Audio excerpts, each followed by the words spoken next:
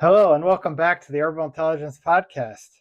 I'm Daniel, and together with Daphne, we're going to explore how herbs and science can help us live healthier, more balanced lives. So, today we're going to be talking about one of the most overlooked but most powerful foundations of wellness: sleep.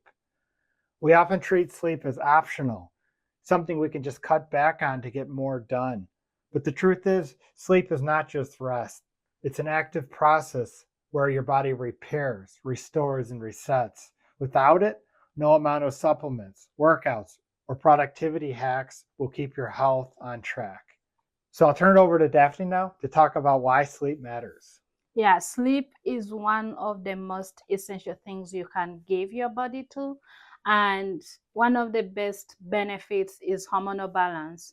We all want our hormones to always be balanced. And this includes progesterone, which is really great for us women. We need it. And we don't want estrogen dominancy. So we want to just have enough of something, not extra.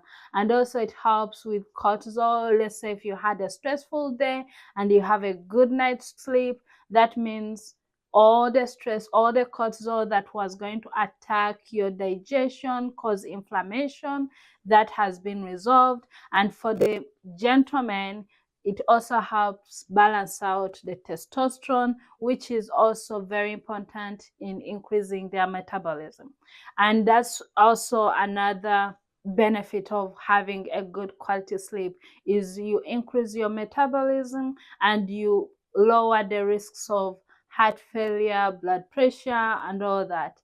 And another main important thing about sleep, having a good night's sleep, is energy. You wake up energized, ready to go to achieve all your goals. You're more focused, more alert, and it also helps with the brain fog because most people do struggle with brain fog. And it's actually an actual issue. Like it looks like you are like a zombie. You're there, you're not there. And sleep will also help with digestion. And let's say you had a big dinner and you had like lots of food and maybe inflammatory food, you're bloated, you're having gas and all that. Having a good night's sleep is very important for your digestion.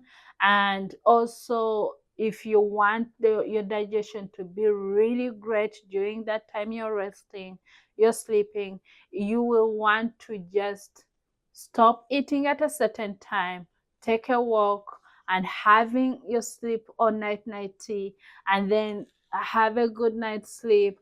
And then in the morning, you even wake up when your belly is flat or it's not where it was the day before you went to bed.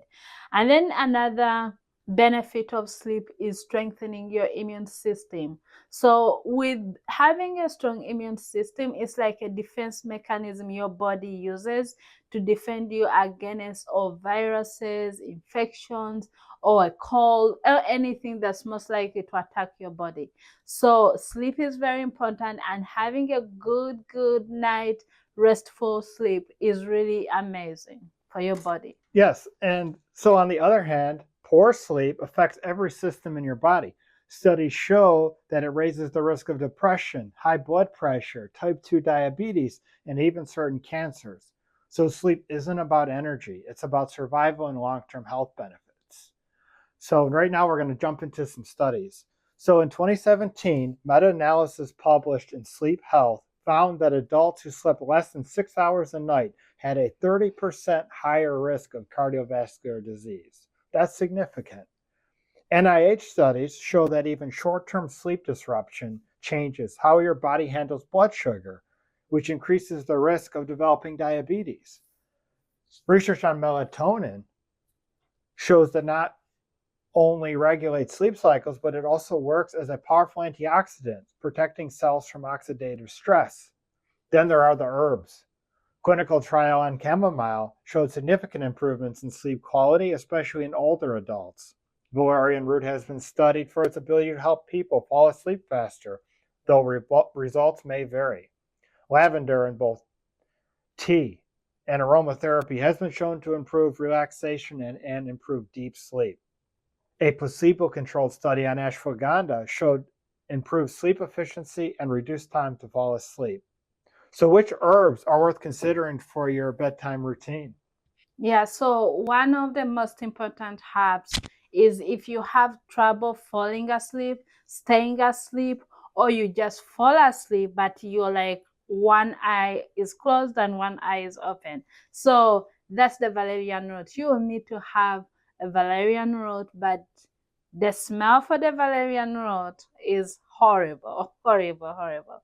So you want to blend it with other herbs to balance it out. Or if you don't care, because herbs are herbs and nature's medicine.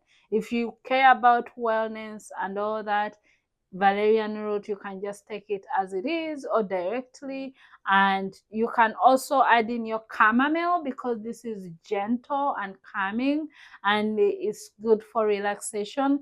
And the passion flower is very, very important for relaxation. You also add in the lemon balm to help you with your stress and anxiety, and also the lavender, and also lemongrass is very important for sleep and digestion too. And for us women, it's also really good for cleansing you out during your period. Of course, I had to say that. So these herbs, they're not sedatives. They just work really well with your body's natural rhythms to encourage rest. And remember, before we started having medications or any of these supplements that you get medication to help you fall asleep, our great grandparents were using these herbs.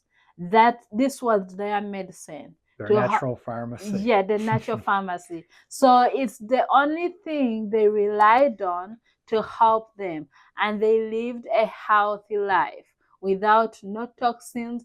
And because like even the medication you may be prescribed, it will help you, but you will have to depend it for the rest of your life, because once you get off of it, you will find yourself you can't function. So you need herbs that are going to help you get you back to where you need to be with your sleep, and also gives you the energy, balance out your hormones, which is very important, and also will help you with living your life without worrying about any possible side effects from any of the pill you're going to have to take.